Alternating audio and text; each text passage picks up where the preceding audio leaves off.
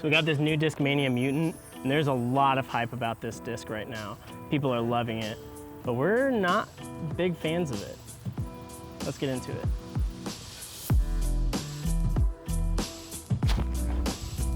Yep, that's not going anywhere. So there's been a lot of talk about the Mutant, mainly because of its flight and how overstable it is, but also because of the shape. Discmania themselves call this the Tesla truck, or the Cybertruck of mid-ranges. Yeah, and you can see why.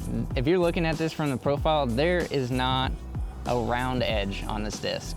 Everything is sharp. From the flight plate, which interestingly enough, the flight plate actually has almost like this small thumb track.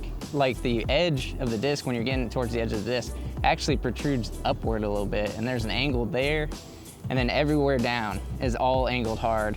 And that really plays into how this disc feels. Yeah, and when you can definitely feel all the straight edges when you grab a hold of the disc and when you power grip it. And because it protrudes out more, it definitely feels really pretty deep for a mid-range. Measuring it, it's actually about the same depth of a Rock 3 if you've ever thrown that. And those aren't too deep, but this feels deeper than a Rock 3 for sure because of how the rim comes out and those angles on there. And you can definitely feel the angles. The thumb track, you don't really feel as much because it's so close to the edge and it's a little shallow. So when you grab it, you can't really tell that the thumb track's there, but you can definitely feel the angles in your hand when you grab it to throw. Then when you get into the flight of this disc, this thing definitely lives up to the hype that it's been getting about its overstability. Whatever angle you throw it on, it's just gonna find the ground and go left. That's throwing it right hand, backhand. So you throw it on hyzer, it's definitely not coming up at all. It's holding that hyzer and hooking up, not going very far. Throw it flat, you've really gotta rip on it for it to go straight much at all before it hooks up.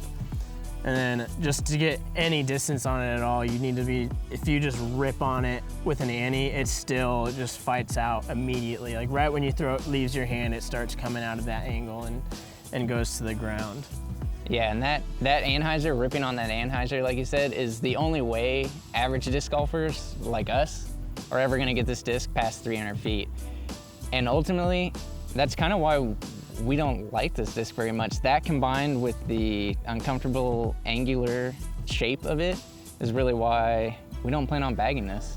Yeah, when you grab this, you can, like we said before, you can definitely feel the angles, and it's almost like everyone knows when you get that new disc, you have that flashing on the bottom and it doesn't feel very comfortable, it feels a little sharp.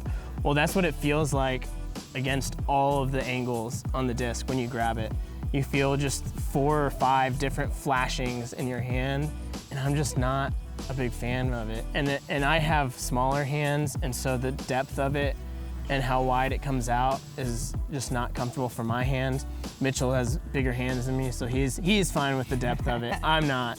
And because of that feel in your hand and it doesn't feel that great, I don't have a whole lot of confidence in it. And for me personally, and I think all disc golfers should have this, but every disc in my bag, I want to be able to grab it and have full confidence in it and almost like love that disc. Like when I grab a hold of it and be like, I get excited that I get to throw this off the tee or on an approach. And when I put this in my hand, it doesn't give me that feeling. So for me, I don't think I'm gonna be bagging this at all. And the closest disc that we have to this, which we actually both bag, is the Justice. So the Justice, the rim depth, it is more shallow. So when you grip it with that forehand grip, it's a lot more comfortable and it releases a lot cleaner.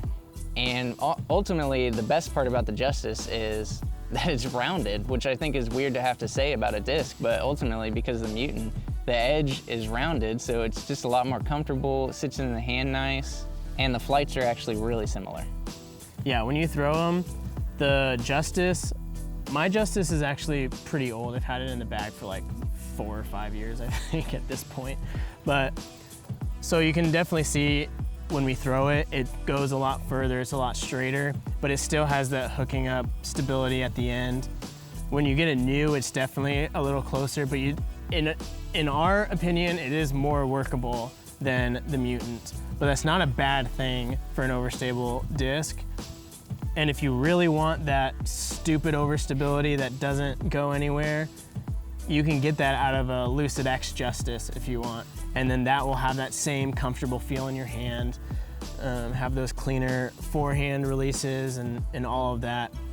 And then the one thing, if you want to do forehand approaches with this, granted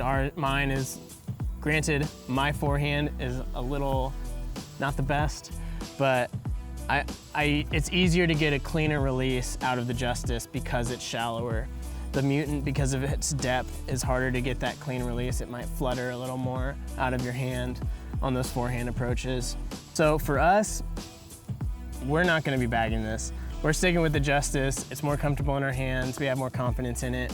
But one Discmania mid-range we are super pumped about is the new MD3. And we do have a video out on that if you wanna go check that out after this, because that mid-range is really nice. But that's gonna do it for our review of the Mutant. Let us know in the comments if you think we're crazy and we should hop aboard this hype train. But yeah, that's our thoughts. So we'll see you in the next one. What? Get out of here.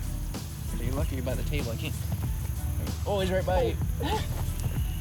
He's chasing you. The bee? Okay, you're good now. Oh yeah, there we go. You made him all mad.